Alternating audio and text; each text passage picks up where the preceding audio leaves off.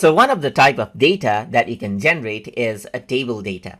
So let's say, for example, you want a table data of a grocery. So you can simply say generate a list of 10 grocery items with their prices and discount in a table format. So you can simply go ahead and give it a topic and say in a table format. So once you go ahead and do that, what happens is that it'll give you the table list right here. So you can see that there's the item, price, and discount right here, just like this. And just as you said, it gave the grocery items right here in the table format. So now you can simply go ahead and copy out this table and paste it wherever you want.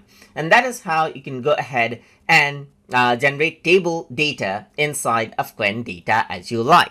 So I hope you guys learned something as always. And as always, please like, comment, share, and subscribe.